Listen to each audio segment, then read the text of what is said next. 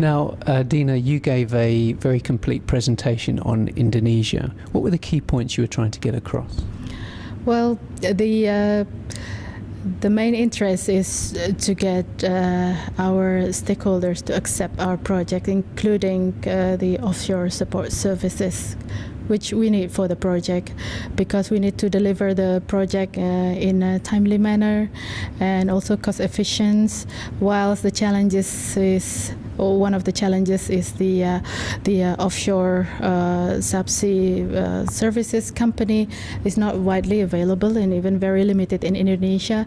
That require us to alternate and innovate the contracting strategy, whilst the development of gas in eastern Indonesia is getting more and more interesting, and there are numbers of them, and we do not want to be frustrated just like last few years before, but 2014 is mark our collaborations, which hasn't been done before, that we share facilities that is offered by Subsea support services company with the help of the regulatory body.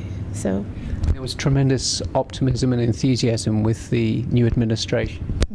Yes, of course. There will be, despite that our government needs to catch up, we also need to fill the gap in terms of understanding of the upstream industry. Whilst the focus currently, it seems, on the downstream industry for the project, it's like a chicken and egg situations, but we believe that that should be done in parallel. What interests me the most to attend the conference is because we would like to fill the gaps, and the offshore support services industries needs to come on board because it's in between downstream and upstream. What impact has the low oil price had on your ambitions? Well, it doesn't impact a lot to the mega projects. Maybe to the oil projects, maybe it has some. We recently had 5 production sharing contracts company leave Indonesia because uneconomical project, but they already exist in Indonesia for more than 30 years. So I think it's a normal movement. But the rest of 300 PSC companies still there and doing the exploration, the delineations, and continue with the project. If we are halted with the approval, that doesn't mean we have to stop. There should be other activities that we need to exercise, like increasing the reserve by delineation drilling and other exploration activities. So what would you say are your current priorities in terms of investment and also technology?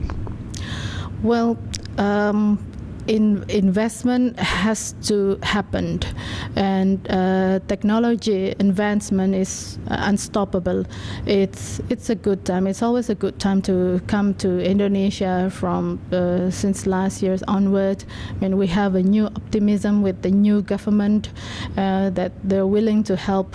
We feel the difference, and it has been expressed by not only by our CEO when they visit our president, but also by other CEO of other companies, that how responsive it is, at least just to listen to our concerns for the project if it's a delay. I mean, it's a new style kind of government that is responsive right now.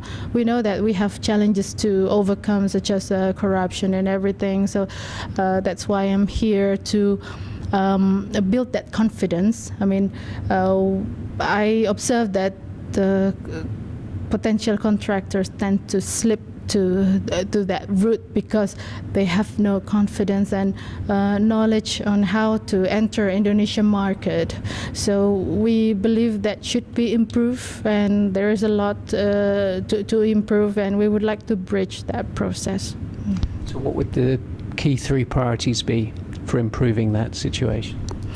Well, starting by informing what the regulations are and how the contracting strategy and the procurement tender activities should be done, because the corruptions always there when it has no confidence for us to understand the whole process.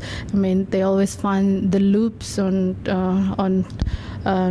what we do not know, so they believe that they can deliver that solutions by having such a compensation, which I believe that is not right, and that has to change. So by giving the knowledge that we know as a project owner and share it to the potential contractors, potential investors, we hope that more and more investor has the confidence.